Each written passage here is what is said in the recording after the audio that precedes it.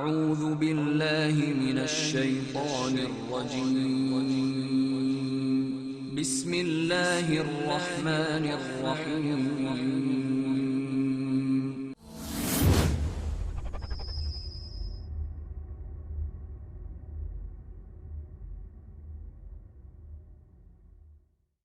بلى قادرين على أن نسوي بنانه بل يريد الإنسان ليفجر أمامه يسأل أيان يوم القيامة.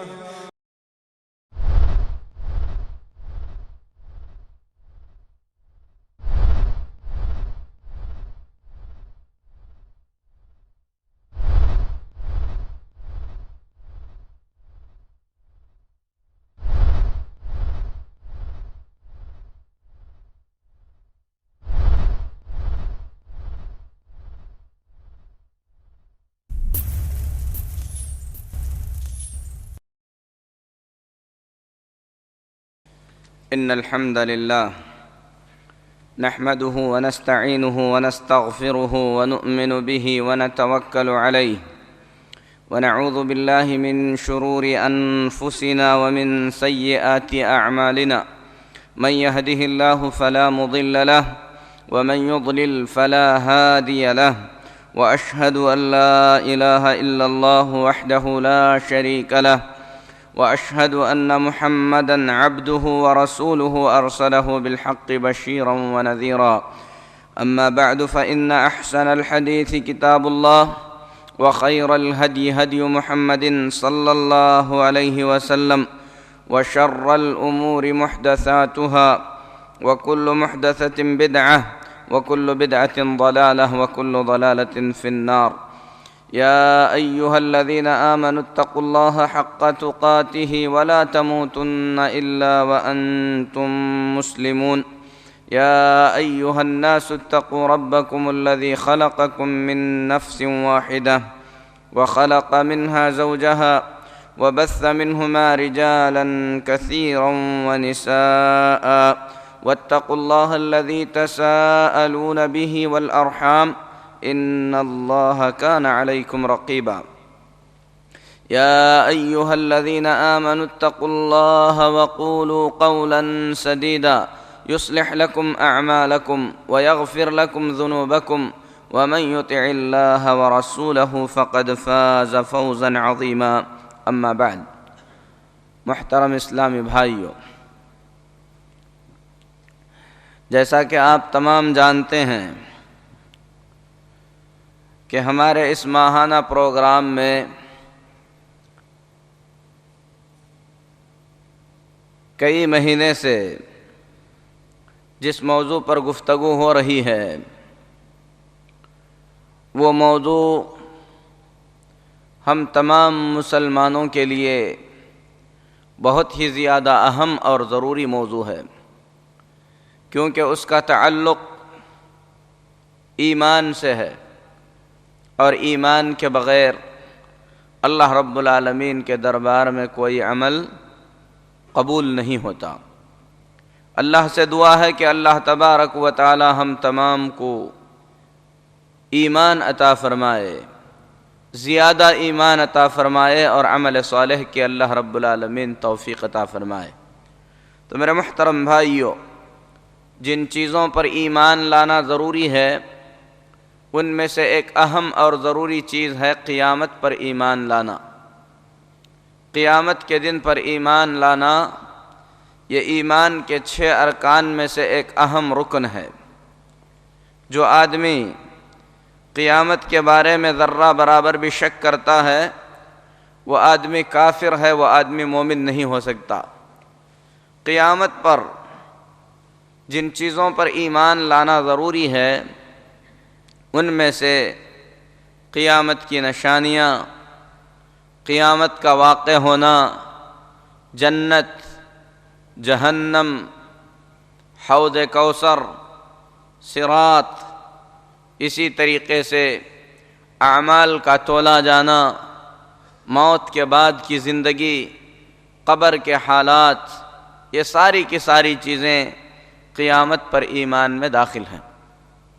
اور ہم اس ماہانہ پروگرام میں جس مسئلے پر بات کر رہے تھے وہ مسئلہ ہے قیامت کی نشانیاں، قیامت کی نشانیاں، جس کے بارے میں نبی کریم صلی اللہ علیہ وسلم نے فرمایا ان الساعۃ لن تقوم حتی تروا قبلها 10 آیات، قیامت اس وقت تک نہیں آئے گی جب تک کہ قیامت سے پہلے 10 بڑی بڑی نشانیاں ظاہر نہ ہو جائیں۔ فرمایا الدخان، ایک تو دھواں ہے، والدجال، اسی طریقے سے دجال کا ظاہر ہونا ہے، والدابہ، ایک جانور کا نکلنا ہے، وطلوع الشمس من مغربها، اسی طریقے سے مغرب سے سورج کا نکلنا ہے، ونزول عیسی ابن مریم صلی اللہ علیہ وسلم، عیسیٰ بن مریم علیہ السلام کا دنیا میں دوبارہ بھیجا جانا ہے، ویأجوج ومأجوج، یأجوج اور مأجوج کا نکلنا ہے، وثلاثۃ خسوف، اسی طریقے سے 3 جگہ پر زمین کا دھنس جانا ہے، خسف بالمشرق، ایک تو مشرق میں زمین کا دھنسنا، وخسف بالمغرب، اور ایک مغرب میں زمین کا دھنسنا، وخسف بجزیرۃ العرب، جزیرۃ العرب کے اندر زمین کا دھنس جانا، وآخر ذلك نار تخرج من الیمن تطرد الناس الى محشرهم، ان تمام کے بعد اخیر میں یمن سے نکلنے والی ایک آگ ہے جو لوگوں کو محشر کی طرف ہانکتے ہوئے لے جائے گی۔ تو یہ 10 نشانیاں قیامت کی بڑی نشانیاں کہلاتی ہیں، جن میں سے دجال، عیسیٰ علیہ السلام کا نازل ہونا، اس کے سلسلے میں بڑی تفصیل کے ساتھ گزشتہ 2 درسوں میں بیان کیا جا چکا ہے۔ اسی طریقے سے عیسیٰ علیہ السلام اور دجال کے نکلنے سے پہلے ایک بڑی نشانی کا ظاہر ہونا، جس کا ذکر نبی کریم صلی اللہ علیہ وسلم نے بہت ساری حدیثوں میں فرمایا ہے، اور وہ عظیم نشانی آخری زمانے میں نبی کریم صلی اللہ علیہ وسلم کی نسل سے محمد بن عبداللہ نام کے ایک آدمی کا نکلنا ہے، جنہیں احادیث میں مہدی کہا گیا ہے۔ تو میرے محترم بھائیوں، مہدی سے متعلق، دجال سے متعلق، عیسیٰ علیہ السلام سے متعلق کافی تفصیلی بیان گزشتہ درسوں میں ہو چکا ہے۔ تو قیامت کی یہ 10 بڑی نشانیاں اچھی طریقے سے یاد رکھیں۔ کیا ہیں وہ بڑی نشانیاں؟ دجال کا ظاہر ہونا، عیسیٰ علیہ السلام کا اترنا، یاجوج و ماجوج کا آنا، اسی طریقے سے ایک دھواں جو قیامت سے پہلے نکلے گا جس کی تفصیل آئے گی، اسی طریقے سے سورج کا مغرب سے نکلنا، یہ 5 ہوئیں۔ اسی طریقے سے مشرق میں زمین کا دھنسا دیا جانا، 6ٹھی نشانی ہوئی۔ 7ویں نشانی مغرب میں زمین کا دھنسا دیا جانا، اور 8ویں نشانی جزیرۃ العرب کے اندر زمین کا دھنسا دیا جانا۔ اسی طریقے سے 9ویں نشانی ایک جانور قیامت کے قریب اللہ تبارک و تعالی نکالے گا، جو جانور لوگوں سے بات کرے گا، جس کی تفصیل بھی آگے آئے گی۔ اور 10ویں نشانی ہے یمن سے ایک آگ نکلے گی، جو آگ لوگوں کو ہانکتے ہوئے میدان محشر کی طرف لے جائے گی۔ تو دجال، عیسیٰ علیہ السلام سے متعلق باتیں گزر چکی ہیں۔ ہم آج کے اس درس میں بات کریں گے یاجوج اور ماجوج کے بارے میں۔ آج کے اس درس میں یاجوج اور ماجوج سے متعلق بات ہوگی۔ یاجوج و ماجوج، قرآن کریم میں اللہ تبارک و تعالی نے دو مقامات پر یأجوج و مأجوج کا تذکرہ فرمایا ہے۔ یأجوج و مأجوج حقیقت میں یہ دو بڑی قومیں ہیں، اور یہ دونوں قومیں یأجوج و مأجوج آدم علیہ السلام کی نسل میں سے ہیں، یعنی انسان ہیں، انسانی نسل سے ہیں، یہ کوئی الگ مخلوق نہیں ہے، انسانوں میں سے ہیں، آدم علیہ السلام اور حوا علیہ السلام کی نسل میں سے ہیں۔ حافظ ابن حجر عسقلانی رحمۃ اللہ علیہ فرماتے ہیں انہم من ذریت نوح علیہ السلام، یأجوج و مأجوج نوح علیہ السلام کی نسل سے ہیں۔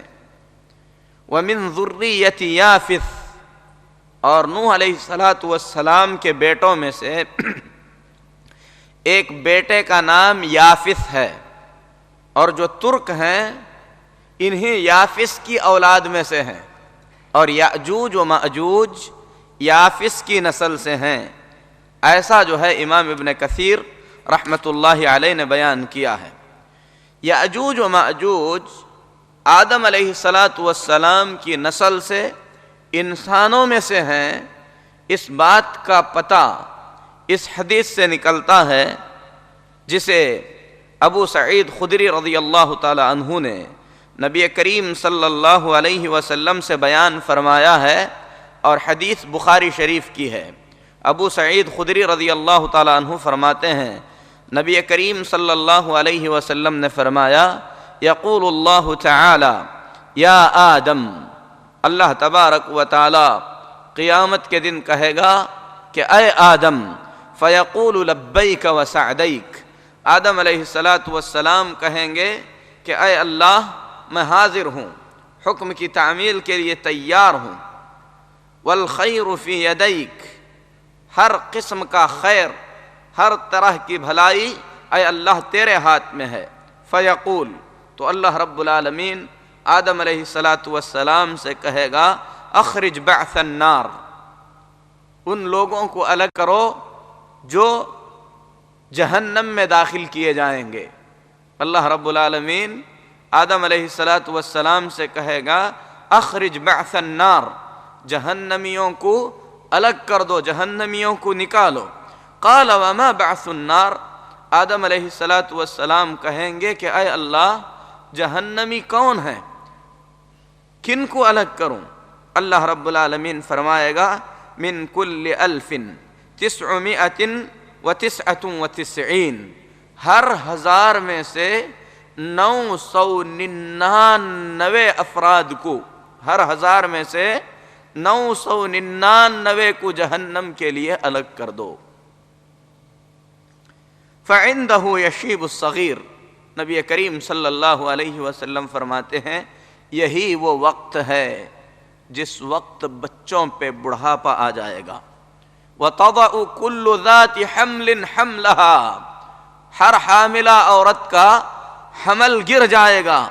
وَتَرَى النَّاسَ سُكَارَى وَمَا هُمْ بِسُكَارَى وَلَكِنَّ عَذَابَ اللَّهِ شَدِيدٌ، لوگ تمہیں اس وقت مدہوشی میں نظر آئیں گے، نشے میں نظر آئیں گے، ان کی عقلیں اڑ جائیں گی۔ وَمَا هُمْ بِسُكَارَى، حالانکہ وہ نشے میں نہیں ہوں گے، کوئی شراب نہیں پیے ہوں گے۔ وَلَكِنَّ عَذَابَ اللَّهِ شَدِيدٌ، لیکن اللہ تبارک و تعالیٰ کا عذاب اس قدر سخت ہوگا۔ اللہ سے دعا ہے اللہ تبارک و تعالیٰ اس دن ہماری حفاظت فرمائے، اس دن کی ذلت اور رسوائی سے اللہ اپنی مہربانی سے بچا لے۔ اللہ تبارک و تعالیٰ ہم تمام کو کامیاب فرمائے۔ قالوا وَأَيُّنَا ذَاكَ الْوَاحِدُ، صحابہ نے کہا اے اللہ کے نبی صلی اللہ علیہ وسلم، 1000 میں سے 999 اگر جہنم کے لیے ہیں تو ہم میں سے وہ خوش قسمت کون ہوگا جو 1000 میں سے ایک ہوگا؟ نبی کریم صلی اللہ علیہ وسلم نے فرمایا ابشروا، خوشخبری سن لو، فَإِنَّ مِنْكُمْ رَجُلًا وَمِنْ يَأْجُوجَ وَمَأْجُوجَ 1000، اللہ کی مہربانی ہے کہ 999 میں سے ان ہزاروں میں سے ایک تم میں سے ہوگا اور باقی کے یأجوج و مأجوج میں سے ہوں گے۔ یہ اللہ کی مہربانی ہے۔ اللہ سے دعا ہے اللہ تبارک و تعالی جہنم کی رسوائی اور جہنم کے عذاب سے ہم تمام کو محفوظ رکھے۔ تو میرے محترم بھائیو، اس حدیث شریف سے یہ بات واضح ہوتی ہے کہ یأجوج و مأجوج آدم علیہ السلام کی اولاد میں سے ہیں، آدم علیہ السلام کی نسل سے ہیں، اور یہی بات کئی مفسرین نے نبی واضح انداز میں بیان فرمائی ہے۔ اور کچھ لوگوں کا یہ عقیدہ ہے، اور یہ عقیدہ صحیح نہیں ہے، کچھ لوگ یہ سمجھتے ہیں، کچھ لوگ یہ مانتے ہیں کہ یأجوج و مأجوج کو آدم علیہ السلام کے احتلام سے پیدا کیا گیا ہے، جبکہ یہ چیز صحیح نہیں ہے۔ جیسا کہ گزرا، آدم علیہ السلام کی نسل سے نوح علیہ السلام اور نوح کے بیٹے یافس کی نسل سے ترک، اور ترکوں کے ساتھ یأجوج و مأجوج ہیں جنہیں اللہ تبارک و تعالی نے پیدا فرمایا تھا۔ اور نبی کریم صلی اللہ علیہ وسلم نے ان کی کچھ صفتیں بیان فرمائی ہیں، ان کا کچھ حلیہ بیان فرمایا ہے، ان کی نبی کریم صلی اللہ علیہ وسلم نے کچھ نشانیاں بیان فرمائی ہیں۔ حافظ ابن کثیر رحمۃ اللہ علیہ فرماتے ہیں یشبہون ابناء جنسہم من الترک، ترکوں سے یہ ملتی جھلتی شکل کے مالک ہیں جو کہ عجم سے ہیں، یعنی مغول سے۔ صغار العیون، چھوٹی چھوٹی آنکھوں والے، ظلف الانوف، اور پچکی ہوئی ناک والے، صحب الشعور، اور کھلے بالوں والے، عراض الوجوہ، چوڑے منہ والے، کأن وجوہہم المجان المطرقہ، ان کے چہرے دیکھنے میں ایسے لگیں گے جیسے چمڑے کی بنی ہوئی ڈھال ہے۔ علی اشکال الترک و الوانہم، ترکوں سے ان کی شکل ملتی جھلتی ہے۔ اور مسند احمد میں نبی کریم صلی اللہ علیہ وسلم کا ایک خطبہ بیان کیا گیا ہے کہ نبی کریم صلی اللہ علیہ وسلم نے خطبہ دیا، آپ ممبر پر تھے، آپ صلی اللہ علیہ وسلم کی انگلی میں پٹی بندھی ہوئی تھی کیونکہ آپ صلی اللہ علیہ وسلم کو بچھو نے ڈنک مار لیا تھا۔ خطبہ دیتے ہوئے نبی کریم صلی اللہ علیہ وسلم نے فرمایا انکم تقولون لا عدو، لوگو تم کہتے ہو کہ اب ہمارے دشمن ختم ہو گئے، یعنی لڑائیاں ختم ہو چکی ہیں۔ وَإِنَّكُمْ لَا تَزَالُونَ تُقَاتِلُونَ عَدُوًّا حَتَّى يَأْتِيَ يَأْجُوجَ وَمَأْجُوجَ، لیکن سنو تمہارے دشمن کبھی ختم نہیں ہوں گے، تمہاری لڑائی دشمن سے برابر لگی رہے گی یہاں تک کہ یأجوج و مأجوج نہ آ جائیں۔ عراض الوجوہ، یأجوج و مأجوج جو کہ چوڑے چوڑے چہروں والے ہیں، صغار العیون، چھوٹی چھوٹی آنکھوں والے ہیں، شہب الشغاف، اسی طریقے سے کھلے بالوں والے ہیں، من کل حدب ینسلون، ہر اونچی اور چھوٹی جگہ سے امڑتے ہوئے آئیں گے، کأن وجوہہم المجان المطرقہ، ان کے چہرے چمڑے کی بنی ہوئی ڈھالوں کے مانند ہوں گی۔ یہ صفتیں نبی کریم صلی اللہ علیہ وسلم نے یأجوج و مأجوج کی بیان فرمائی ہیں۔ یأجوج و مأجوج جس طریقے سے اہل باطل نے، اہل بدعت نے، قصہ گو لوگوں نے، لوگوں کو قصے سنا کر خوش کرنے والوں نے بہت ساری شخصیتوں کے بارے میں بہت ساری بے بنیاد باتیں گھڑ لی ہیں، اسی طریقے سے یأجوج و ماجوج کے متعلق بھی بہت ساری باتیں لوگوں کے اندر بے بنیاد پھیلائی گئی ہیں۔ کوئی کہتا ہے کہ وہ بہت چھوٹے چھوٹے قد کے ہیں، کوئی کہتا ہے کہ وہ اپنا ایک کان بچھاتے ہیں اور ایک کان اوڑھ کر سوتے ہیں۔ یہ ساری کی ساری چیزیں ثابت نہیں ہیں۔ حافظ ابن حجر عسقلانی رحمۃ اللہ علیہ نے کچھ ضعیف یعنی ایسی حدیثیں جو صحیح نہیں ہیں، ایسی حدیثوں کو بیان کیا ہے جن حدیثوں کا خلاصہ یہ نکلتا ہے کہ یأجوج و مأجوج میں سے ایک قوم اونچے درختوں کے مانند ہیں، اور ان میں سے کچھ لوگ 4 گز چوڑے اور 4 گز لمبے ہیں، ان میں سے کچھ ایسے ہیں جو اپنا ایک کان بچھاتے اور ایک کان اوڑھتے ہیں، لیکن صحیح روایتوں میں سے کوئی حدیث ان باتوں کا ساتھ نہیں دیتی۔ اور بعض من گھڑت روایتیں ایسی بھی ہیں کہ ان میں سے کچھ لوگ بہت ہی چھوٹے قد کے 1-2 بلشت کے ہیں، جبکہ صحیح حدیثوں سے پتہ یہ چلتا ہے کہ وہ طاقتور جسم والے، لڑنے والے اور لڑاکو اور فساد مچانے والے ہیں۔ نواس بن سمعان رضی اللہ تعالی عنہ کی حدیث جو مسلم شریف میں ہے، اس میں ہے، آگے وہ حدیث تفصیل سے آئے گی کہ جب یاجوج و ماجوج نکلیں گے، اللہ تبارک و تعالی عیسیٰ علیہ السلام کی طرف وحی فرمائے گا، کہے گا کہ اے عیسیٰ، میرے بندوں کو لے کر کوہ طور میں قلعہ بند ہو جاؤ، کیونکہ میں نے اپنی ایک ایسی مخلوق کو دنیا کے اندر بھیج دیا ہے جس سے لڑنے کی کسی کو کوئی طاقت نہیں ہے۔ تو اس حدیث سے پتہ چلتا ہے کہ یاجوج و ماجوج بڑے لڑاکا اور بہت ہی زیادہ فساد مچانے والے ہیں۔ تو میرے محترم بھائیو، یہ مختصر سی معلومات یاجوج و ماجوج کے بارے میں ہے۔ اب سوال یہ ہے کہ یاجوج و ماجوج کہاں پر ہیں؟ یاجوج و ماجوج ہماری اسی دنیا میں بسنے والی قوم ہے۔ ہم جس زمین پر زندگی گزار رہے ہیں، یاجوج و ماجوج اسی زمین پر چھپائے گئے ہیں۔ اللہ تبارک و تعالی نے ان کے معاملے کو ہم تمام سے مخفی رکھا ہے، اور اللہ تبارک و تعالی ہر چیز پر کہیں ہر چیز پر قادر ہے۔ اللہ تبارک و تعالی ہر چیز پر قادر ہے۔ کوئی یہ نہ کہے کہ اتنی بڑی قوم کروڑوں اربوں کی تعداد میں ہماری اس زمین پر انسانوں کی شکل میں موجود ہے اور ہمیں نظر نہیں آتی ہے۔ اللہ تبارک و تعالی ہر چیز پر قادر ہے۔ ہمیں ان تمام باتوں پر ایمان لانا ہے جو اللہ تبارک و تعالی نے ہمیں بتلایا ہے۔ اللہ کے نبی محمد الرسول اللہ صلی اللہ علیہ وسلم نے ہمیں بتلایا ہے، ان تمام باتوں پر ایمان اور ان تمام چیزوں کی تصدیق ضروری ہے۔ کچھ چیزیں ایسی ہیں جن چیزوں کو ہماری قاصر عقل، ہماری کمزور عقل سمجھ نہیں سکتی، اور اللہ تبارک و تعالی نے اہل ایمان کی یہ صفت بیان فرمایا ہے، یؤمنون بالغیب، غیب پر ایمان لاتے ہیں۔ دیکھی ہوئی باتوں کو ماننا یہ ایمان نہیں ہے۔ آپ سامنے کوئی چیز دیکھ رہے ہیں، اسے مانیں، یہ ایمان نہیں ہے۔ لیکن ایمان یہ ہے کہ اللہ اور اس کے رسول صلی اللہ علیہ وسلم نے غیب کی خبریں دیں، ہماری عقل سے ہم اسے سمجھ نہیں پائے، لیکن ہم نے مان لیا، کہا کہ اللہ نے سچ کہا، اللہ کے رسول صلی اللہ علیہ وسلم نے سچ کہا۔ اسی کو ایمان کہتے ہیں۔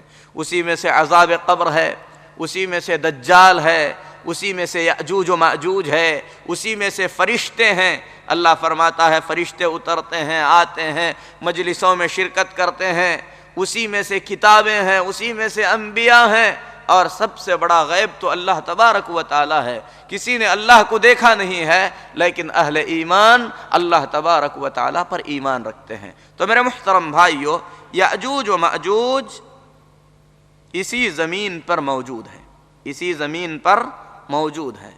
ہمارے اور ان کے بیچ میں اللہ کے حکم سے اللہ کے ایک بندے جنہیں قرآن کریم کے اندر ذوالقرنین کہا گیا ہے، انہوں نے انسانوں اور یاجوج و ماجوج کے بیچ میں ایک بڑا بند بنا دیا ہے، جس کی وجہ سے وہ اس بند کو پھلانگ کر عام انسانوں کی دنیا میں نہیں آ سکتے، کیونکہ عام انسانوں کی دنیا میں آ کر وہ فساد مچانے کے سوا کچھ بھی نہیں کرتے۔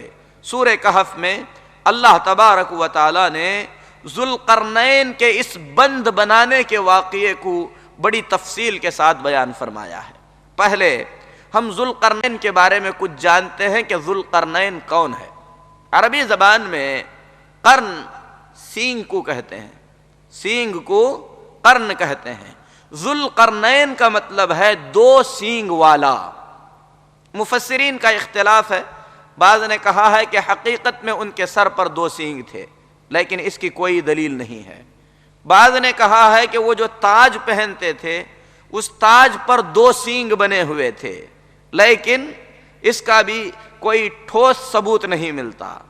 بعض مفسرین نے کہا ہے کہ اللہ تبارک و تعالی نے انہیں اتنی بڑی سلطنت عطا فرمایا تھا کہ مشرق سے لے کر مغرب تک کا انہوں نے پورا سفر کیا، جس کا ذکر قرآن میں اللہ نے فرمایا ہے۔ اور مشرق سے نبی کریم صلی اللہ علیہ وسلم فرماتے ہیں کہ جب سورج نکلتا ہے تو شیطان کے سینگ کے پاس سے ہو کر نکلتا ہے، اسی طریقے سے ڈوبتا ہے شیطان کے سینگ کے پاس ہو کر ڈوبتا ہے۔ اسی لیے نبی کریم صلی اللہ علیہ وسلم نے سورج نکلتے وقت، سورج ڈوبتے وقت نماز پڑھنے سے منع فرمایا ہے، کیونکہ شیطان کھڑا ہو جاتا ہے اور اس وقت شیطان کے پجاری اسی طریقے سے سورج کے پجاری سورج کو سجدہ کرتے ہیں۔ تو سورج کے نکلتے وقت شیطان کا سینگ ظاہر ہوتا ہے، سورج ڈوبتے وقت شیطان کا سینگ ظاہر ہوتا ہے۔ تو ذوالقرنین نے سلطنت پانے کے بعد اس جگہ کو بھی دیکھا، اس جگہ کا بھی معائنہ کیا جہاں سے سورج نکلتا ہے، اور اس جگہ کا بھی معائنہ کیا جہاں پر سورج ڈوبتا ہے۔ تو شیطان کے دونوں سینگوں کو اس نے دیکھا، یعنی شیطان کے سینگ جہاں اٹھتے ہیں، جہاں ظاہر ہوتے ہیں، ذوالقرنین نے اپنا سفر طے کر کے دونوں مقامات کو دیکھا۔ بعض مفسرین کہتے ہیں اسی لیے انہیں ذوالقرنین یعنی 2 سینگ والا کہا جاتا ہے۔ بہرحال قرآن کریم میں اللہ تبارک و تعالی نے انہیں ذوالقرنین کہا ہے، یعنی 2 سینگ والے۔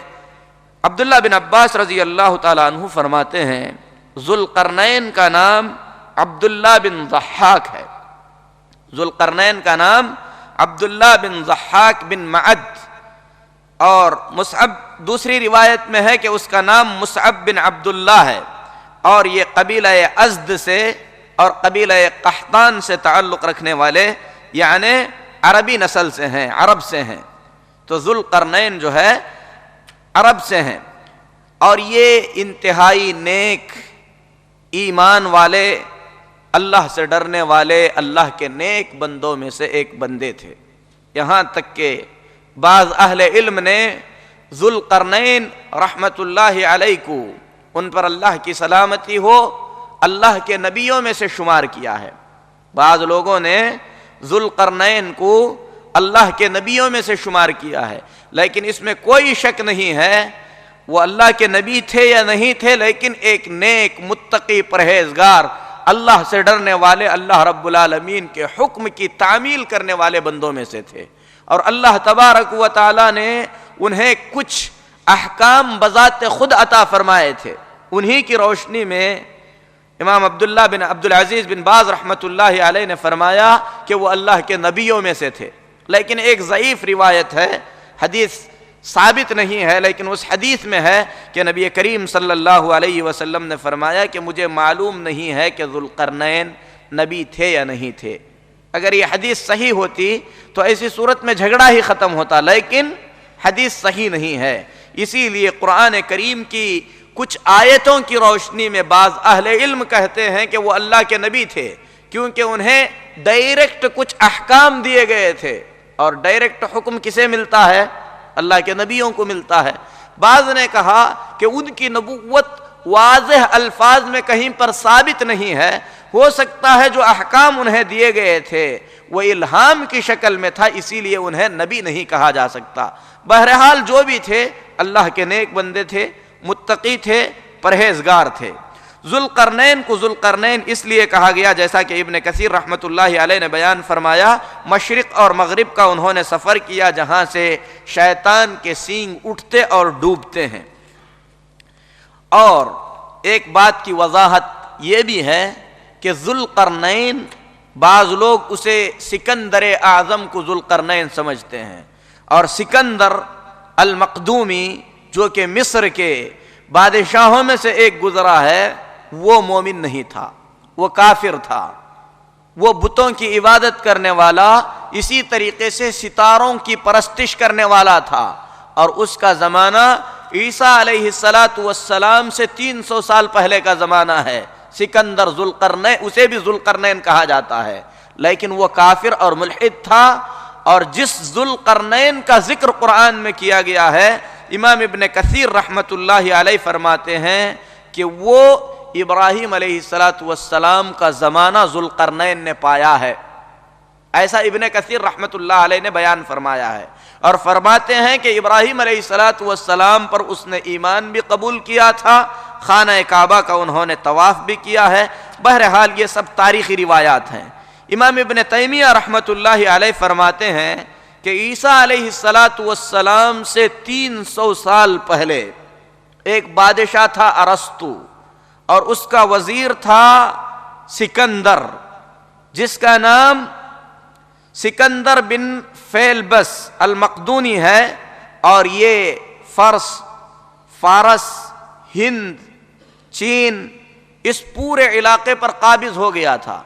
جس طریقے سے ذوالقرنین جس کا ذکر قرآن میں ذکر کیا گیا ہے اس کی سلطنت وسیع تھی، اسی طریقے سے اس مصری بادشاہ کی سلطنت بھی وسیع ہونے کی وجہ سے اسے بھی ذوالقرنین کہا جانے لگا. یونانی لوگ اسی سے اپنی تاریخ جوڑتے ہیں. اور یہ جو مصر کا ذوالقرنین تھا یہ کافر تھا، ستارہ پرست تھا. اور وہ جو ذوالقرنین ہے جنہوں نے سد بنایا یاجوج و ماجوج کے اور عام انسانوں کے بیچ میں، وہ اللہ کے نیک بندے تھے. تو یہ جو ہے مختصر سی معلومات ذوالقرنین کے سلسلے میں ہے. ان کے بارے میں قرآن کریم کے اندر اللہ تبارک و تعالی فرماتا ہے کہ ذوالقرنین کے بارے میں کچھ لوگوں نے نبی کریم صلی اللہ علیہ وسلم سے کچھ باتیں پوچھیں کہ ذوالقرنین کے بارے میں آپ ہمیں کچھ بتلائیں. بعض روایات کے مطابق یہودیوں نے بذات خود نبی کریم صلی اللہ علیہ وسلم سے ذوالقرنین کے بارے میں پوچھا. بعض روایات کے مطابق یہودیوں کے کہنے پر مشرکین نے اللہ کے نبی صلی اللہ علیہ وسلم سے ذوالقرنین کے بارے میں پوچھا. یا مشرکین جب نبی کریم صلی اللہ علیہ وسلم کے خلاف تمام سازشیں کر چکے اور ان کے پاس نبی کریم صلی اللہ علیہ وسلم کی نبوت کو ٹھکرانے کے لیے کوئی حجت باقی نہیں رہی، تو یہودیوں کے پاس پہنچ کر مشرکین نے کہا کہ تم لوگ اہل کتاب ہو، تمہارے پاس کتاب کا علم ہے، کچھ ایسی باتیں بتاؤ جن باتوں کو ہم محمد صلی اللہ علیہ وسلم سے پوچھیں اور وہ جواب نہ دے سکیں. تو یہودیوں نے مشرکین کو کچھ باتوں کو پوچھنے کا حکم دیا. کہا کہ جا کر ان سے ذوالقرنین کے بارے میں پوچھو، جا کر ان سے روح کے بارے میں پوچھو. اسی طریقے سے محمد صلی اللہ علیہ وسلم سے اصحاب کہف کے بارے میں پوچھو. جب نبی کریم صلی اللہ علیہ وسلم سے سوال کیا گیا، اللہ کے نبی صلی اللہ علیہ وسلم نے فرمایا کہ کل بتاؤں گا. اللہ تبارک و تعالی نے وحی روک لیا، کئی دن تک وحی نازل نہیں ہوئی. نبی کریم صلی اللہ علیہ وسلم سخت پریشان ہو گئے. اس کے بعد وحی نازل ہوئی، اس کے اندر ذوالقرنین کے بارے میں بتلایا گیا، اسی طریقے سے روح کے بارے میں بتلایا گیا، اسی طریقے سے اصحاب کہف کے بارے میں بتلایا گیا. لیکن نبی کریم صلی اللہ علیہ وسلم سے یہ بھی کہا گیا وَلَا تَقُولَنَّ لِشَيْءٍ إِنِّي فَاعِلٌ ذَلِكَ غَدًا إِلَّا أَن يَشَاءَ اللَّهُ. اے نبی صلی اللہ علیہ وسلم، کسی چیز کے بارے میں آپ یہ نہ کہیں کہ میں کل کروں گا، یہ کہیں کہ انشاءاللہ کل کروں گا. تو آپ صلی اللہ علیہ وسلم انشاءاللہ کہنا بھول گئے، تو اللہ تبارک و تعالی نے آپ صلی اللہ علیہ وسلم سے وحی کو روک لیا، اور آپ صلی اللہ علیہ وسلم کو سکھایا گیا کہ کسی بھی معاملے کو آدمی اسی وقت کر سکتا ہے جب اللہ کی مشیت ہو. آدمی کوئی بھی کام کرنا چاہے تو کرنے سے پہلے کہے کہ کل کروں گا انشاءاللہ، بعد میں کروں گا انشاءاللہ. تو وحی نازل ہو گئی. تو اللہ رب العالمین نے فرمایا وَيَسْأَلُونَكَ عَنْ ذِي الْقَرْنَيْنِ. اے نبی صلی اللہ علیہ وسلم، یہ لوگ آپ سے ذوالقرنین کے بارے میں پوچھتے ہیں. تو آپ بتا دیجئے کہ ہم نے اسے زمین میں تمکن عطا کیا، یعنی زمین کے اندر ہم نے اسے قبضہ عطا کیا، اس کے بعد ایک بادشاہ کو اپنی سلطنت سنبھالنے کے لیے جن جن چیزوں کی ضرورت پڑتی ہے وہ سارے اسباب ہم نے اسے دے دیے۔ فَأَتْبَعَ سَبَبًا، جو اسباب تھے ان اسباب کو اس نے اپنایا اور اسے کام میں لایا، یہاں تک کہ انہیں اپنا کر کام میں لاتے ہوئے اپنی سلطنت کو بڑھاتے بڑھاتے بڑھاتے بڑھاتے یہ مغرب تک چلا گیا، یعنی زمین کے آخری کنارے تک۔ وہاں پر ایک ایسی قوم اسے ملی جو ایمان نہیں رکھتی تھی، اس کے بعد ان کے ساتھ انہوں نے جو سلوک کیا اللہ نے اسے بیان فرمایا، پھر اس کے بعد فرمایا ثم اتبع سببا، پھر اس کے بعد وہ ان اسباب کو اپناتے ہوئے پھر چل پڑا، حتی اذا بلغ بین السدین وجد من دونہما قوما لا یکادون یفقہون قولا، یہاں تک کہ دو پہاڑوں کے پاس، بڑے بڑے دو پہاڑوں کے پاس اس نے ایک ایسی قوم کو پایا لا یکادون یفقہون قولا، جو اس کی بات کو سمجھ نہیں پاتی تھی، یعنی ذوالقرنین کی زبان الگ تھی اور جس قوم کے پاس یہ پہنچے تھے ان کی زبان الگ تھی، لیکن انہوں نے ذوالقرنین کو کچھ باتیں سمجھانے کی کوشش کی، کہا یا ذوالقرنین ان یأجوج و مأجوج مفسدون فی الارض، اے ذوالقرنین یہاں پر یأجوج و مأجوج زمین میں نکل کر فساد مچاتے ہیں، فہل نجعل لک خرجا علی ان تجعل بیننا و بینہم سدا، ہم تھوڑا مال جمع کر کے تمہیں دے سکتے ہیں، اس مال کے بدلے میں تم ہمارے اور ان کے بیچ کوئی آڑ بنا دو کہ وہ زمین میں آ کر فساد نہ مچا سکیں۔ قال ما مکنی فیہ ربی خیر، ذوالقرنین نے کہا مجھے مال کی حاجت نہیں ہے، اللہ نے مجھے جو کچھ عطا فرمایا ہے اس میں خیر ہے، اس میں بہت زیادہ بھلائی ہے، فَأَعِینُونِی بِقُوَّةٍ أَجْعَلْ بَيْنَكُمْ وَبَيْنَهُمْ رَدْمًا، لیکن تم لوگ اپنی قوت سے میری مدد کر سکتے ہو، اگر تم لوگ اپنی قوت لگاؤ گے تو میں تمہارے اور ان کے درمیان بند بنانے کے لیے، باڑ بنانے کے لیے تیار ہوں۔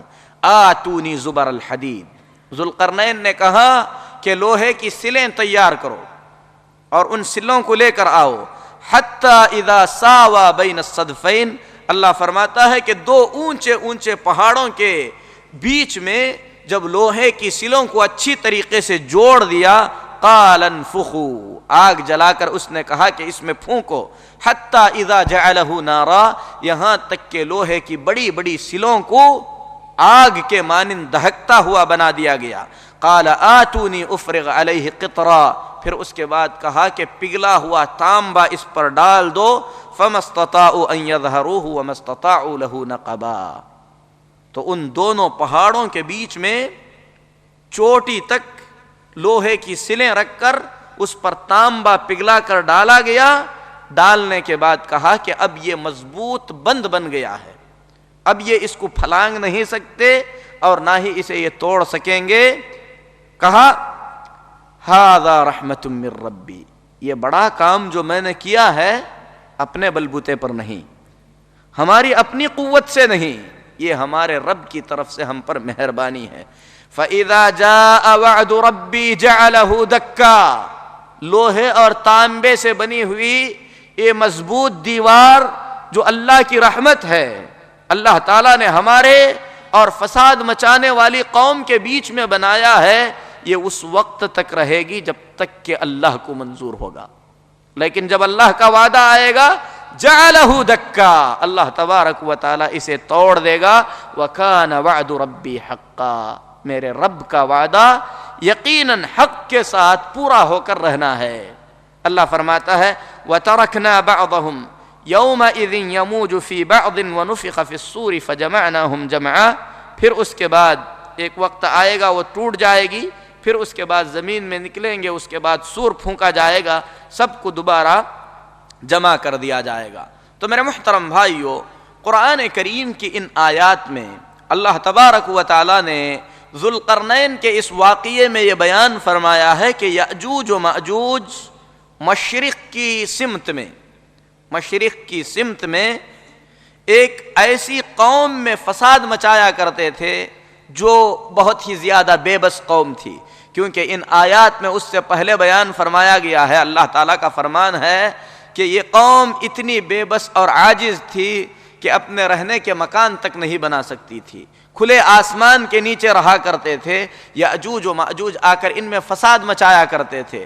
اللہ کے اس رحم دل بندے نے ان لوگوں کے طلب کرنے پر یأجوج اور مأجوج اور اس قوم کے بیچ میں آڑ بنا دیا، اور یہ قرآن کریم کی آیتوں اور احادیث سے ایسے پتہ چلتا ہے کہ کوئی بڑا پہاڑی علاقہ ہے مشرق کی سمت میں، کہاں پر ہے، کس جگہ پر ہے، اس کے کھوج میں زیادہ پڑنے کی ضرورت نہیں ہے، لیکن بعض لوگوں نے اسے کھوج کرنے کی کوشش کی ہے۔ امام ابن کثیر رحمۃ اللہ علیہ فرماتے ہیں واسق ہارون رشید کے پوتے ہارون بن محمد المعتصم، جو ہارون رشید کا پوتا ہے اور یہ بادشاہ تھا 3 صدی ہجری میں، اس نے اس جگہ کا علم حاصل کرنے کے لیے ایک فوجی دستہ بھیجا تھا جو خفیہ طور پر چلتا تھا، اور یہ لوگ 2 سال تک برابر ڈھونڈتے رہے۔ آ کر انہوں نے بتلایا کہ مشرق کی سمت میں 2 پہاڑوں کے پاس لوہے کا ایک بہت بڑا دروازہ بنا ہوا ہے جس پر تالے لگے ہوئے ہیں، جسے کوئی کھول نہیں سکتا۔ لیکن یہ سب تاریخی روایات ہیں، کہاں پر ہے یہ تحدید کے ساتھ بیان کرنا ناممکن ہے، لیکن اللہ کے اس بندے ذوالقرنین نے اللہ تبارک و تعالیٰ کے حکم سے ایک مضبوط بند بنا دیا تھا۔ قرآن کریم کی جو تعلیمات ہیں، جو بیان کیا گیا ہے، اس سے یہ پتہ چلتا ہے کہ یہ جو بند بنایا گیا ہے یہ 2 پہاڑوں کے بیچ میں بنایا گیا ہے، یعنی 2 پہاڑوں کے بیچ میں سے یاجوج و ماجوج کے نکلنے کی جگہ تھی، آیا جایا کرتے تھے۔ تو ذوالقرنین نے اللہ کے حکم سے ان دونوں پہاڑوں کے بیچ میں لوہے کی بڑی بڑی سلیں رکھ کر اس پر پگھلا ہوا تانبا ڈال کر دونوں پہاڑوں کے بیچ کے راستے کو بند کر دیا، اور یاجوج و ماجوج انہی پہاڑوں کے پیچھے رہ گئے اور اب تک وہیں پر ہیں۔ اور نبی کریم صلی اللہ علیہ وسلم فرماتے ہیں کہ ہر دن یاجوج و ماجوج اس سد کو، اس بند کو، اس دیوار کو توڑنے کی کوشش کرتے ہیں، یہاں تک کہ شام کے وقت میں تھوڑا سا باقی رہ جاتا ہے تو چلے جاتے ہیں اور کہتے ہیں کہ کل کریں گے، لیکن جب دوبارہ واپس آتے ہیں اللہ رب العالمین اپنی مہربانی سے اسے ویسے ہی کر دیتا ہے جیسے پہلے تھا۔ لیکن جس دن اللہ کو منظور ہوگا انہیں نکالنا ہوگا، اللہ تبارک و تعالیٰ کے حکم سے یہ نکلنے والے ہوں گے، تو شام کے وقت میں ان کا سردار کہے گا کہ اب اپنے کام کو بند کرو، انشاءاللہ کل آ کر ہم اسے توڑیں گے، تو وہ واپس آئیں گے تو ویسے ہی رہے گا جیسے وہ چھوڑ کر گئے تھے، اور دوسرے دن اسے توڑ دیں گے، پھر اس کے بعد نکل کر آئیں گے، زمین میں فساد مچائیں گے۔ تو وہ کس طریقے کا فساد مچائیں گے، قرآن کریم کے اندر اس کی بھی وضاحت کی گئی ہے۔ اللہ تبارک و تعالیٰ فرماتا ہے حتی اذا فتحت یأجوج و مأجوج وہم من کل حدب ینسلون، یہاں تک کہ یاجوج و ماجوج کو کھول دیا جائے گا تو وہ ہر جگہ سے امڑتے ہوئے آئیں گے، جس طریقے سے سیلاب آتا ہے اسی طریقے سے امڑتے ہوئے آئیں گے۔ واقترب الوعد الحق، حق کے ساتھ کیا گیا وعدہ قریب آ چکا ہے۔ اللہ تعالیٰ فرماتا ہے کہ وعدہ قریب آ چکا ہے۔ یہ کب نکلیں گے؟ حضرت عبداللہ بن مسعود رضی اللہ تعالیٰ عنہ فرماتے ہیں، مسند احمد اور حاکم کی حدیث ہے، حدیث کو کچھ اہل علم نے صحیح کہا ہے۔ فرماتے ہیں عبداللہ بن مسعود رضی اللہ تعالیٰ عنہ، اسراء اور معراج کی رات میں اللہ کے نبی صلی اللہ علیہ وسلم کی ملاقات ابراہیم علیہ السلام سے ہوئی، موسیٰ علیہ السلام سے ہوئی، عیسیٰ علیہ السلام سے ہوئی۔ اللہ کے ان نبیوں نے قیامت کا تذکرہ کیا، اور قیامت کا ذکر کرتے کرتے دجال کے قتل تک کے واقعے کو بیان کیا گیا کہ عیسیٰ علیہ السلام دجال کو قتل کریں گے۔ پھر اس کے بعد عیسیٰ علیہ السلام نے فرمایا کہ کہ دجال کا خاتمہ کرنے کے بعد کون قتل کریں گے دجال کو؟ عیسیٰ علیہ الصلوۃ والسلام. کہاں پر قتل کریں گے؟ باب لد کے پاس، باب لد کے پاس. اور یہ کہاں ہے؟ فلسطین میں ایک جگہ ہے. دجال زمین میں نکل کر کتنے دن رکے گا؟ 40 دن رکے گا. اس کا پہلا دن 1 سال کے برابر کا ہوگا، دوسرا دن 1 مہینے کے برابر کا ہوگا، تیسرا دن 1 ہفتے کے برابر کا ہوگا، باقی دن عام دنوں کے جیسے ہوں گے. تو 40ویں دن اللہ کے نبی عیسیٰ علیہ الصلوۃ والسلام مہدی کے ساتھ اور مسلمانوں کے ساتھ نکلیں گے. دجال سے مقابلہ ہوگا. باب لد کے پاس عیسیٰ علیہ الصلوۃ والسلام دجال کو پا جائیں گے. نبی کریم صلی اللہ علیہ وسلم فرماتے ہیں کہ عیسیٰ بن مریم کو دیکھنے کے بعد دجال پگھلنے لگے گا. اللہ کے نبی صلی اللہ علیہ وسلم فرماتے ہیں اگر عیسیٰ علیہ الصلوۃ والسلام اسے صرف دیکھتے ہی رہیں تو وہ پگھل کر ختم ہو جائے گا، لیکن اللہ تبارک و تعالی نے دجال کا خاتمہ عیسیٰ علیہ الصلوۃ والسلام کے ایک وار سے لکھا ہے. اسی لیے عیسیٰ علیہ الصلوۃ والسلام اپنا نیزہ لے کر دجال کی طرف آگے بڑھیں گے اور کہیں گے کہ اللہ نے تیرے مقدر میں میرے ہاتھ سے ایک وار رکھا ہے جس سے تو چھوٹ نہیں سکتا، اور آگے بڑھ کر اسے ماریں گے. عیسیٰ علیہ الصلوۃ والسلام کے نیزے پر، برچھی پر دجال کا خون لگا ہوا ہوگا جسے وہ مومنوں کو دکھلائیں گے. پھر اس کے بعد یہودیوں کا خاتمہ ہوگا. ہر پتھر، ہر درخت، ہر جگہ بات کر کے مسلمان سے کہے گی کہ اے مسلمان یہ یہودی میرے پیچھے چھپا ہوا ہے، آ تو اسے قتل کر دے. سوائے غرقد کے جو ایک پیڑ ہے، نبی کریم صلی اللہ علیہ وسلم فرماتے ہیں کہ وہ بات نہیں کرے گا، وہ یہودیوں کا درخت ہے. تو عیسیٰ علیہ الصلوۃ والسلام فرماتے ہیں کہ دجال کے خاتمے کے بعد لوگ اپنی اپنی بستیوں کی طرف واپس پلٹ رہے ہوں گے. فَيَسْتَقْبِلُهُمْ يَأْجُوجُ وَمَأْجُوجُ، اچانک یأجوج و مأجوج نکل آئیں گے. وَهُمْ مِنْ كُلِّ حَدَبٍ يَنْسِلُونَ، ہر جگہ سے امڑتے ہوئے لوگوں پر وہ چلتے ہوئے آ جائیں گے. یأجوج و مأجوج جب نکل کر آئیں گے، اللہ تبارک و تعالی عیسیٰ علیہ الصلوۃ والسلام کی طرف یہ پیغام بھیجے گا، جیسا کہ مسلم شریف کی روایت میں ہے اذ اوحى اللہ الی عیسیٰ، جب اللہ تبارک و تعالی عیسیٰ پر وحی کرے گا انی قد اخرجت عبادا لی لا یدان لاحد بقتالہم، اے عیسیٰ میں نے اپنے کچھ ایسے بندوں کو زمین پر بھیج دیا ہے جس سے لڑنے کی کسی میں کوئی طاقت نہیں ہے. فحرز عبادی الی الطور، میرے بندوں کو لے کر کوہ طور پر چلے جاؤ. وہاں پر عیسیٰ علیہ الصلوۃ والسلام اللہ کے بندوں کو لے کر، مؤمنین کو لے کر کوہ طور میں قلعہ بند ہو جائیں گے. فیبعث اللہ یأجوج و مأجوج، اللہ تبارک و تعالی یأجوج و مأجوج کو زمین پر کھلا چھوڑ دے گا. وہم من کل حدب ینسلون، ہر اونچی نیچی جگہ سے وہ امڑتے ہوئے آئیں گے. فیمر اولئک علی بحیرۃ طبریہ، کتنی تعداد میں ہوں گے آپ اندازہ لگائیں. نبی کریم صلی اللہ علیہ وسلم فرماتے ہیں بحیرہ طبریہ، جو کہ ایک مشہور جو ہے بحیرہ ہے، بہت بڑا جو ہے پانی کا دریا ہے بحیرہ طبریہ شام میں. نبی کریم صلی اللہ علیہ وسلم فرماتے ہیں کہ وہاں پر سے یہ لوگ گزریں گے فیشربون ما فیہا، گزرتے گزرتے پورے دریا کا پانی پی جائیں گے. ویمر آخرہم، یأجوج و ماجوج کے فوج کا آخری دستہ جب پہنچے گا تو کہے گا لقد کان بہذا مرۃ ما، ایسے لگتا ہے کہ کبھی یہاں پر پانی رہا ہوگا، یعنی پورا پانی جو ہے بحیرہ طبریہ کا پی کر ختم کر دیں گے.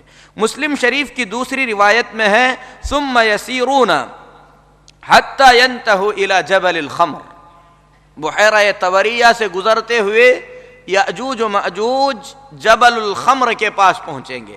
جبل الخمر جو ہے بیت المقدس کے پاس ایک پہاڑ ہے، وہاں پر پہنچیں گے. فیقولون، اور لوگوں کا کیا حال ہوگا جب یہ لوگ نکلیں گے یاجوج و ماجوج؟ لوگ مارے خوف کے قلعوں میں بند ہو جائیں گے. عیسیٰ علیہ السلام مؤمنین کو لے کر کوہ طور پر محفوظ ہو جائیں گے، اور یہ لوگ زمین پر خوب فساد مچائیں گے، جو بھی ملے گا قتل کر دیں گے، جو چیز بھی ملے گی اسے کھا جائیں گے. پھر اس کے بعد کہیں گے لقد قتلنا من فی الارض، پوری زمین والوں کو تو ہم نے مار دیا ہے. ہلم فلنقتل اہل السماء، چلو اب آسمان والوں پر وار کرتے ہیں. فیرمون بنشابہم، نبی کریم صلی اللہ علیہ وسلم فرماتے ہیں آسمان کی طرف تیر پھینکیں گے، اور اللہ تبارک و تعالی امتحان اور ابتلا کے طور پر ان کے تیروں پر خون لگا کر بھیجے گا. جب دیکھیں گے کہ آسمان سے خون آلود تیر واپس ہو رہے ہیں، مسلم شریف کی روایت میں ہے کہ وہ کہیں گے کہ ہم نے زمین والوں کو بھی مار دیا، آسمان والوں کو بھی مار دیا. اسی طریقے سے حضرت عبداللہ بن مسعود رضی اللہ تعالی عنہ فرماتے ہیں مسند احمد میں، لا یمرون بماء الا شربوہ، زمین پر سے جس پانی پر سے ان کا گزر ہوگا وہ پورا پی جائیں گے. ولا بشیء الا افسدوہ، زمین میں جو چیز بھی ملے گی اسے بگاڑ دیں گے، اسے ختم کر دیں گے. نبی کریم صلی اللہ علیہ وسلم فرماتے ہیں جب یہ لوگ آسمان کی طرف تیر برسائیں گے تو کہیں گے قہرنا اہل الارض، زمین والوں کو تو ہم نے کچل دیا. وغلبنا من فی السماء، آسمان والوں پر بھی ہماری فتح ہو گئی. قوتا وعلوا، ساری قوت اور ساری بڑائی ہمارے لیے ہے. اور جہاں تک اللہ کے نیک بندے جو کوہ طور میں عیسیٰ علیہ السلام کے ساتھ پناہ گزین ہوں گے، ان لوگوں کا عالم یہ ہوگا کہ انہیں یأجوج و مأجوج کے بارے میں کچھ معلوم نہیں ہوگا، اور محصور ہیں، باہر سے کوئی کھانے پینے کی چیز داخل نہیں ہو رہی ہے.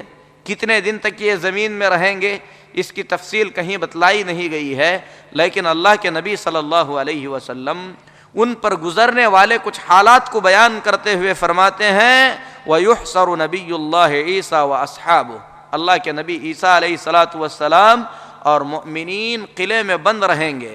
حَتَّى يَكُونَ رَأْسَ الثَّوْرِ لِأَحَدِهِمْ خَيْرٌ مِّن 100 دِينَارٍ لِأَحَدِكُمُ الْيَوْمِ، کھانے پینے کی اتنی تنگی ہو جائے گی کہ بیل کا ایک سر لوگوں کو اتنا ہی اہم اور اتنا ہی قیمتی ہوگا جتنا آج کے دن تم میں سے کسی کے پاس 100 دینار، جو سونے کے سکے ہوتے ہیں، 100 سونے کے سکوں کی تمہارے نزدیک جو قدر ہے، بیل کے ایک سر کی وہ قدر ہو جائے گی. لوگ بھوک و پیاس سے پریشان ہو جائیں گے. اس کے بعد اللہ کے نبی عیسیٰ علیہ السلام اور باقی مسلمان اللہ تبارک و تعالیٰ کی طرف رجوع ہوں گے، اللہ سے دعا کریں گے مصیبت کے ٹلنے کے لیے. فَيُرْسِلُ اللَّهُ عَلَيْهِمُ النَّغَفَ، اللہ تبارک و تعالیٰ مومنوں کی دعا کو قبول کر لے گا. اتنی بڑی فوج یاجوج و ماجوج کو بھیجنے کے لیے، ختم کرنے کے لیے اللہ تعالیٰ کیا بھیجے گا؟ یہ سنت ہے اللہ کی. آدمی اپنی طاقت، غرور، اپنے طاقت پر، اپنی قوت پر، اپنے مال پر، اپنی ترقی پر نہ اترائے. اللہ تبارک و تعالی ابرہہ کے ہاتھیوں کو مارنے کے لیے کیا بھیجا تھا؟ ابابیل بھیجا تھا. شیر نہیں بھیجے اللہ تعالیٰ نے، چیتے نہیں بھیجے اللہ تبارک و تعالیٰ نے، ابابیل چھوٹی چھوٹی چڑیوں کو اللہ تبارک و تعالیٰ نے بھیجا تھا. یہ سنت ہے اللہ کی. جو قوم پتھروں میں گھر تراش کر، پورے پہاڑ کو اپنا گھر بنا کر، قوت کے ساتھ رہ کر یہ کہتے تھے من اشد منا قوہ، ہم سے زیادہ طاقتور کون ہے؟ ہاں، انہیں ہلاک کرنے کے لیے اللہ نے کیا بھیجا؟ ہوا، کسی کو چیخ.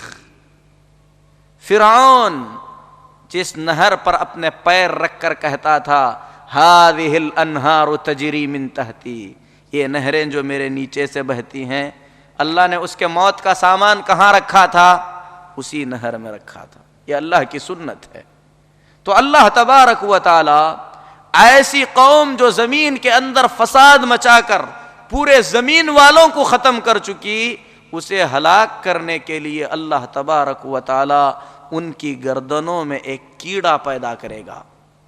اللہ کے نبی صلی اللہ علیہ وسلم فرماتے ہیں فَيُصْبِحُونَ فَرْسًا كَمَوْتِ نَفَسٍ وَاحِدٍ، ایک آدمی کی موت جیسے ہوتی ہے، سب کے سب مرے ہوئے لاشوں کی طرح پڑ جائیں گے۔ اللہ تعالیٰ گردن میں کیڑا بھیجے گا، نغف کہتے ہیں عربی زبان میں ایسے کیڑے کو جو کہ اونٹ کی یا بکری کی ناک میں پیدا ہوتا ہے، اور اس سے اونٹ اور بکری پریشان ہو جاتے ہیں۔ اللہ تبارک و تعالی عیسیٰ علیہ السلام کی دعا کے بعد یأجوج و مأجوج کو ختم کرنے کے لیے ان کی گردنوں میں ایسا کیڑا پیدا کرے گا، اس سے پورے یأجوج و مأجوج ختم ہو جائیں گے۔ ختم ہو جانے کے بعد مسند ابو یعلا کی روایت میں ہے کہ مسلمان کہیں گے اللہ کے بندو، کون ہے جو یہ قربانی دے کے جا کر باہر کی خبر لے کر آئے؟ ایک مسلمان کھڑا ہوگا، اسے یقین ہو چکا ہوگا کہ جانے کے بعد وہ دوبارہ واپس نہیں آ سکے گا، کیونکہ یاجوج و ماجوج کا فساد عام ہے۔ اللہ نے اپنے نبی عیسیٰ کو وحی کر کے کہا ہے کہ اس سے لڑنے کی کسی کو طاقت نہیں ہے، لیکن پھر بھی مسلمانوں کی خدمت کے لیے، یہ جانتے ہوئے کہ اس کی جان مکمل خطرے میں ہے، تیار ہو جائے گا۔ یہ جذبہ ہمارے دلوں میں آنا ہے، قوم کی خدمت کے لیے، امت کے آرام کے لیے، امت کے نفع کے لیے ہم اپنے آپ کو قربان کریں۔ یہ جذبے اگر ہمارے اندر رہیں گے، اللہ کی مدد نازل ہوگی۔ اللہ کے نبی صلی اللہ علیہ وسلم فرماتے ہیں کہ ایک آدمی اٹھے گا، جائے گا، جا کر دیکھے گا تو آ کر مسلمانوں کو خوشخبری سنائے گا، یا معشر المسلمین الا ابشروا فإن اللہ قد کفاکم عدوکم، مسلمانوں خوش ہو جاؤ، اللہ نے تمہارے دشمن کا کام تمام کر دیا ہے۔ پھر اس کے بعد نکل کر آئیں گے۔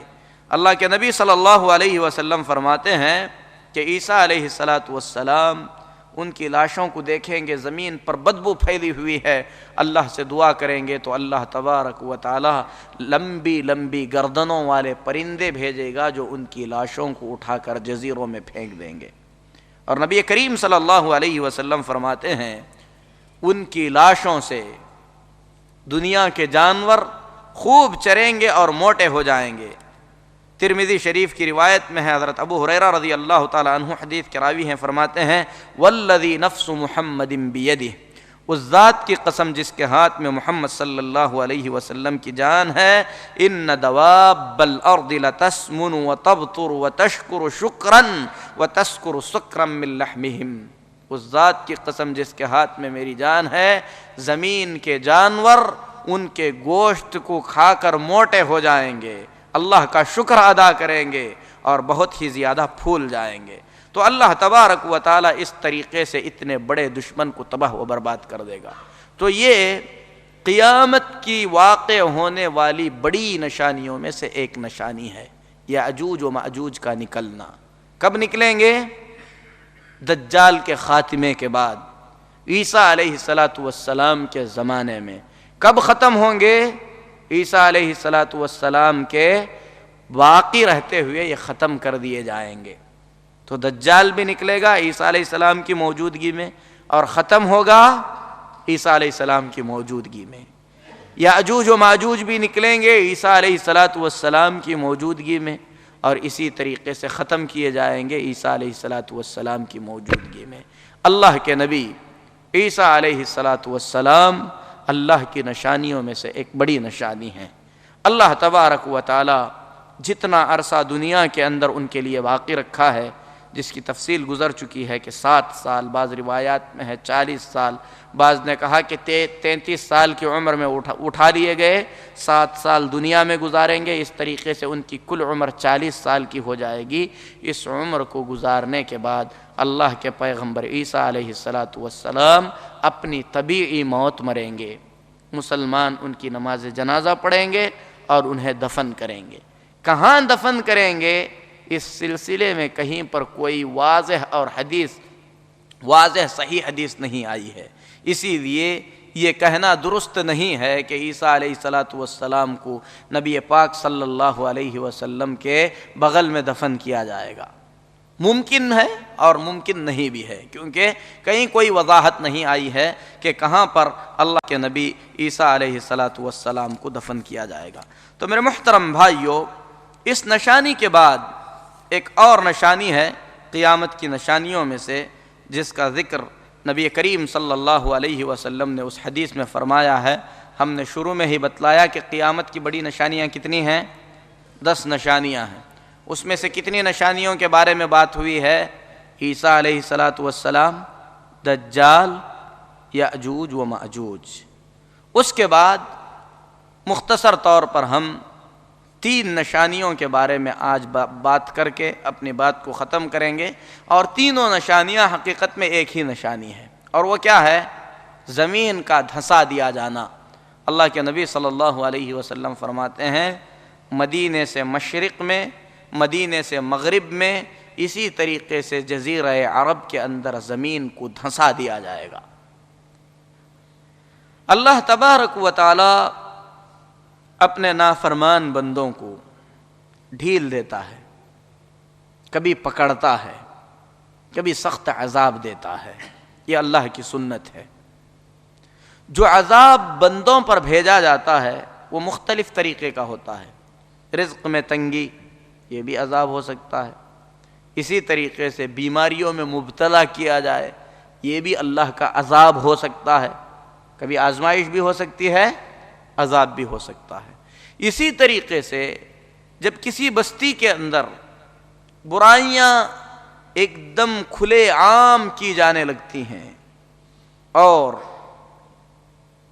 بستی کے اندر ہونے والے ان گناہوں سے روکنے والے ختم ہو جاتے ہیں، کوئی غلطی کو دیکھ کر غلطی نہیں سمجھتا، تو اللہ تبارک و تعالی ایسے بستیوں کو تباہ کرتا ہے، ایسی بستیوں کو اللہ برباد کرتا ہے۔ جب تک بستی کے اندر بھلائی کا حکم دینے والے ہیں، برائی سے روکنے والے ہیں، اللہ کا عذاب نازل نہیں ہوتا۔ لیکن سارے لوگ غلطی سے کنارہ کشی اختیار کر لیں، سب غلطی میں مبتلا ہو جائیں، یا کچھ لوگ غلطی نہ کریں لیکن یہ کہیں کہ کرنے والوں سے ہمارا کیا لینا دینا ہے، منع نہ کریں، تو ایسی صورت میں اللہ کا عذاب آ سکتا ہے۔ اسی لیے قرآن پاک میں اللہ تبارک و تعالی فرماتا ہے فَكُلًّا أَخَذْنَا بِذَنبِهِ، ہر قوم کو ہم نے ان کے گناہوں کی پاداش میں پکڑ لیا۔ فَمِنْهُمْ مَنْ أَرْسَلْنَا عَلَيْهِ حَاصِبًا، کچھ کو تو ہم نے پتھروں کی بارش بھیج کر ہلاک کر دیا، جیسے قوم لوط پر پتھروں کی بارش برسائی گئی۔ وَمِنْهُمْ مَنْ أَخَذَتْهُ الصَّيْحَةُ، کچھ قوموں کو تو ہم نے چیخ بھیج کر ہلاک کیا۔ وَمِنْهُمْ مَنْ خَسَفْنَا بِهِ الْأَرْضِ، کچھ بستیاں زمین میں دھسا کر ہلاک کر دی گئیں۔ وَمِنْهُمْ مَنْ أَغْرَقْنَا، کسی کو ہم نے پانی کے اندر ڈبو دیا۔ وَمَا كَانَ اللَّهُ لِيَظْلِمَهُمْ وَلَكِنْ كَانُوا أَنفُسَهُمْ يَظْلِمُونَ، ہم نے کسی پر ظلم نہیں کیا، وہ خود اپنے آپ پر ظلم کرنے والے تھے۔ اللہ کا عذاب آتا ہے، اللہ کی طرف سے پکڑ آتی ہے، آدمی یہ نہ سوچے کہ میں تو بڑا اچھا ہوں، بڑا نیک ہوں، یہ عذاب مجھ پر کیوں ہے۔ آدمی اپنے آپ میں غور کرے، پتہ چل جائے گا اللہ ذرہ برابر بھی کسی پر ظلم نہیں کرتے، کہیں حقیقت میں اس نے خود پر ظلم کیا ہے۔ تو میرے محترم بھائیو، اس آیت کریمہ سے یہ بات سمجھ میں آتی ہے کہ اللہ کے مختلف عذابات میں سے ایک عذاب زمین میں دھنسا دینا بھی ہے۔ ام المؤمنین عائشہ صدیقہ رضی اللہ تعالی عنہا فرماتی ہیں نبی کریم صلی اللہ علیہ وسلم نے فرمایا یکون فی آخر هذه الامة خسف ومسخ وقذف، میری اس امت کے اخیر میں کچھ لوگوں کو زمین میں دھسا کر ہلاک کر دیا جائے گا، کچھ لوگوں کے چہرے بگاڑ دیے جائیں گے۔ اور اللہ کا یہ عذاب چہرے بگاڑ دینا پچھلی امتوں میں آیا ہے۔ بنی اسرائیل میں سے کچھ کو اللہ تبارک و تعالی نے بندر بنا دیا، کچھ کو اللہ تبارک و تعالی نے خنزیر یعنی سور بنا دیا۔ ام المؤمنین عائشہ رضی اللہ تعالی عنہا نے کہا انہلک وفینا الصالحون، اے اللہ کے نبی صلی اللہ علیہ وسلم، نیک لوگ ہمارے بیچ موجود رہیں گے، کیا اس وقت بھی ہم ہلاک ہو سکتے ہیں، ہلاکت آ سکتی ہے؟ نبی کریم صلی اللہ علیہ وسلم نے فرمایا نعم اذا ظہر الخبث، ہاں نیک لوگوں کے ہوتے ہوئے بھی ہلاکت اور بربادی آ سکتی ہے اگر گناہ کھلم کھلا کیا جانے لگے۔ تو میرے محترم بھائیو، قرآن اسی طریقے سے حضرت عمران بن حسین رضی اللہ تعالی عنہ فرماتے ہیں کہ نبی کریم صلی اللہ علیہ وسلم نے فرمایا کہ اس امت میں کچھ کے چہرے بگاڑ دیے جائیں گے، کچھ کو زمین میں دھنسا دیا جائے گا، کچھ کو ہلاک کر دیا جائے گا۔ ایک صحابی نے کہا اے اللہ کے نبی صلی اللہ علیہ وسلم وَمَتَى ذَاكَ، ایسا کب ہوگا، یہ کب ہونے والا ہے؟ نبی کریم صلی اللہ علیہ وسلم نے فرمایا اذا ظہرت القینات والمعازف وشربت الخمور، جب گانے والیاں عام ہو جائیں، جب میوزک بجائی جانے لگے اور جب شراب پی جانے لگے۔ اللہ سے ڈرو، میوزک کوئی معمولی چیز نہیں ہے، یہ شیطان کی آواز ہے۔ اللہ کے نبی صلی اللہ علیہ وسلم نے کئی احادیث میں فرمایا ہے گانا بجانا اور میوزک کا استعمال کرنے والے شکل بدلنے کے عذاب میں مبتلا ہو سکتے ہیں۔ اللہ ہم سب کے ایمان کی حفاظت فرمائے۔ اسی طریقے سے نبی کریم صلی اللہ علیہ وسلم نے فرمایا جب شراب پی جانے لگے، اور شراب کو مختلف نام بھی دیے جائیں گے، تو نبی کریم صلی اللہ علیہ وسلم فرماتے ہیں کہ خسف ہو سکتا ہے، زمین میں دھنسائے جا سکتے ہیں، مسخ ہو سکتا ہے، چہرے بگاڑے جا سکتے ہیں، کسی دوسری شکل میں کوئی دوسری مخلوق میں بدلا جا سکتا ہے، اور یہ ترمذی کی حدیث ہے۔ امام البانی رحمۃ اللہ علیہ نے اس حدیث کو صحیح قرار دیا ہے۔ تو میرے محترم بھائیو،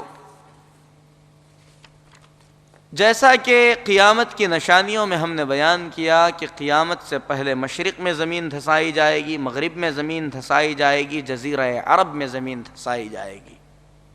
مشرق، مغرب اور جزیرہ عرب میں پہلے بھی زمینیں دھسائی جا چکی ہیں، لیکن حافظ ابن حجر عسقلانی رحمۃ اللہ علیہ فرماتے ہیں وَقَدْ وُجِدَ الْخَسْفُ فِي مَوَاضِعٍ، ان جگہوں میں زمین کا دھسنا نبی کریم صلی اللہ علیہ وسلم کے بیان کرنے کے بعد آ چکا ہے۔ وَلَكِنْ يَحْتَمِلْ أَنْ يَكُونَ الْمُرَادُ بِالْخُسُوفِ الثَّلَاثَةِ قَدْرًا زَائِدًا، لیکن ایسے لگتا ہے اللہ کے نبی صلی اللہ علیہ وسلم نے جس زلزلے کا حکم دیا ہے، جس زمین کے دھسائے جانے کا حکم دیا ہے، یہ کوئی معمولی دھسنا نہیں ہوگا، بلکہ زمین کے بڑے بڑے حصے تباہ کر دیے جائیں گے، اور یہ بہت بڑی مقدار میں ہو سکتا ہے، ایسا حافظ ابن حجر عسقلانی رحمۃ اللہ علیہ نے فرمایا ہے۔ ہو سکتا ہے کہ یہ بہت بڑی مقدار میں ہو، اسی لیے مسند احمد میں ہے، نبی کریم صلی اللہ علیہ وسلم فرماتے ہیں لا تقوم الساعة حتى يخسف بقبائل فيقال من بقي من بني فلان، تباہی قیامت اس وقت تک نہیں آئے گی جب تک کہ زمین دھسا نہ دی جائے اور قبیلے تباہ نہ کر دیے جائیں۔ پھر کوئی پوچھنے والا کہے گا کہ فلاں قبیلے میں سے کوئی باقی ہے، کوئی زندہ ہے، یعنی پورا قبیلہ تباہ کر دیا جائے گا۔ تو یہ تین نشانیاں ہیں مشرق، مغرب اور جزیرہ عرب کے اندر قیامت سے پہلے بڑی مقدار میں زمین کو دھسا دیا جائے گا۔ اللہ ہم سب کو محفوظ رکھے، اپنے حفظ و امان میں لے۔ میرے محترم بھائیو، قیامت کی ایک اور نشانی، بڑی نشانیوں میں سے، زیادہ وقت نہیں لگے گا، 2-3 منٹ میں ہم اسے بیان کر کے اپنی بات ختم کرتے ہیں۔ قرآن پاک میں اللہ تبارک و تعالی اس نشانی کا تذکرہ کرتے ہوئے فرماتا ہے یوم تأتی السماء بدخان مبین یغشی الناس،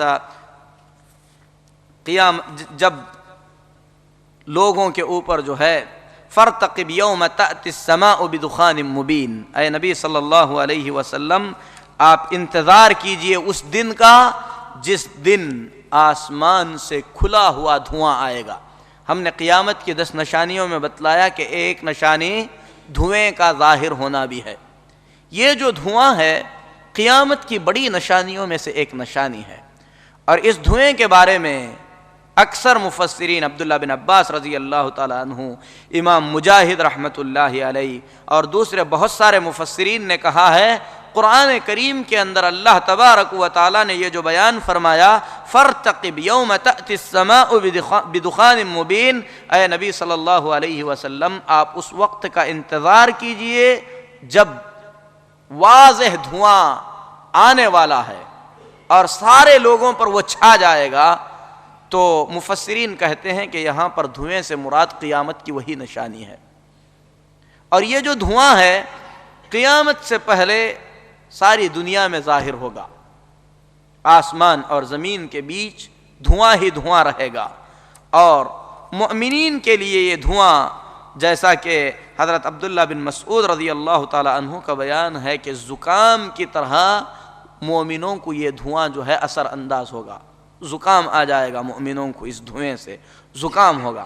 لیکن جہاں تک کافر ہیں اس دھوئیں کی وجہ سے پھولتے چلے جائیں گے یہاں تک کہ ان کے کانوں سے یہ دھواں نکلے گا۔ یہ اللہ تبارک و تعالیٰ کا عذاب ہوگا جو اللہ تبارک و تعالیٰ ان پر جو ہے طاری فرمائے گا۔ حضرت عبداللہ بن مسعود رضی اللہ تعالیٰ عنہ کے بارے میں عبداللہ بن ملیکہ رحمۃ اللہ علیہ فرماتے ہیں، تابعی ہیں، ان کے شاگرد ہیں، میں ایک دن عبداللہ بن عباس رضی اللہ تعالیٰ عنہ کے پاس پہنچا۔ عبداللہ بن عباس رضی اللہ تعالیٰ عنہ نے فرمایا ما نمت اللیلۃ حتی اصبحت، میں نے پوری رات جاگتے ہوئے گزار دی، رات بھر مجھے نیند نہیں آئی۔ قلت لما، میں نے کہا، یعنی عبداللہ بن عباس کے شاگرد نے کہا کہ کیوں؟ کہا قالوا طلع الكوكب ذو الذنب، لوگوں نے مجھے بتایا کہ دمدار ستارہ ظاہر ہو چکا ہے۔ یہ فرق ہے ہم میں اور ہمارے اسلاف میں۔ ہم لوگ باہر آتے ہیں، دیکھتے ہیں پورے افق پر خطرناک غبار چھایا ہوا ہے، کہتے ہیں آج بڑی دھول ہے، جیسے کچھ ہوا ہی نہیں۔ تیز ہوائیں چلنے لگتی ہیں، کہتے ہیں کہ اس کے بارے میں کل ہی خبر میں بتلایا گیا تھا کہ ہوا چلنے والی ہے اور یہ موسم کی خرابی سے ہے۔ سخت گرمی پڑتی ہے، ہم کہتے ہیں کہ سورج کی گرمی بہت سخت ہے، لیکن میرے محترم بھائیوں یہی چیزیں جب نبی کریم صلی اللہ علیہ وسلم کے زمانے میں ظاہر ہوتی، ہوا تیز چلتی، اللہ کے نبی صلی اللہ علیہ وسلم کی چال بدل جاتی، آپ کی حالت بدل جاتی، آپ کبھی گھر میں داخل ہوتے، کبھی باہر نکلتے، کثرت سے استغفار کرتے، فرماتے کہ کہیں اس میں اللہ نے اپنا عذاب تو نہیں بھیجا ہے۔ سورج کو گرہن لگتا ہے تو ہم کہتے ہیں کہ سورج گرہن آسمان میں ہونے والے مختلف تبدیلیوں میں سے ایک تبدیلی ہے۔ یہی چاند گرہن، یہی سورج گرہن اللہ کے رسول صلی اللہ علیہ وسلم کے زمانے میں ہوتا، آپ پریشان ہو جاتے، استغفار میں مبتلا ہوتے، نماز پڑھتے ہوئے اپنا وقت گزارتے، اللہ کے عذاب سے اپنے پناہ چاہتے تھے۔ عبداللہ بن عباس رضی اللہ تعالی عنہ کو کسی نے بتلایا دمدار ستارہ ظاہر ہوا ہے تو رات بھر نیند نہیں آئی، فرمانے لگے فخشیت ان یکون الدخان قد اقترب، مجھے ڈر لگا کہ قیامت کی نشانیوں میں سے جس دھوئیں کا نبی کریم صلی اللہ علیہ وسلم نے تذکرہ فرمایا ہے، اس ستارے کے ساتھ کہیں وہ دھواں تو نہیں نکل آیا ہے۔ فما نمت حتی اصبحت، اسی پریشانی کی وجہ سے میں پوری رات سو نہیں سکا۔ میرے محترم بھائیوں، یہ زمین، یہ آسمان، یہ سمندر، یہ پہاڑ، سب اللہ کے پیدا کیے ہوئے ہیں اور سب کے سب اللہ تبارک و تعالی کے اطاعت گزار فرما بردار ہیں، انسان کی طرح نافرمان نہیں ہیں۔ اللہ اگر سمندر کو حکم دے سارے انسانوں کو سیکنڈوں میں ڈبو کر ختم کر دے گا۔ زمین میں پیدا ہونے والی یہ تبدیلیاں بغیر کسی سبب کے نہیں ہوتی۔ اللہ فرماتا ہے ظہر الفساد فی البر والبحر بما کسبت ایدی الناس، سمندر میں یا خشکی میں جو بھی بگاڑ آتا ہے، سخت گرمی کی شکل میں ہو، سخت ہواؤں کی شکل میں ہو، آندھی کی شکل میں ہو، سخت ٹھنڈی کی شکل میں ہو، موسم کی خرابی کی شکل میں ہو، جو بھی بگاڑ پیدا ہوتا ہے اللہ فرماتا ہے بما کسبت ایدی الناس، یہ لوگوں کے کرتوتوں کی وجہ سے ہوتا ہے۔ اللہ تبارک و تعالی بہت کچھ معاف بھی کر دیتا ہے۔ اللہ سے دعا ہے اللہ تبارک و تعالی اپنی مہربانی سے ہم تمام کی حفاظت فرمائے، ہمارے اعمال کی تباہی سے اللہ بچائے۔ اللہ تبارک و تعالی ہم تمام کو نیک کاموں کی توفیق عطا فرمائے، گناہوں سے اللہ بچائے، دین اسلام کی خدمت کے لیے جینے کا اللہ ہمیں جذبہ عطا فرمائے، اسلام کے لیے اپنا سب کچھ قربان کرنے کی اللہ تعالی ہمیں توفیق عطا فرمائے۔ اقول قولی ھذا واستغفر اللہ لی ولکم ولسائر المسلمین فاستغفروہ انہ هو الغفور الرحیم۔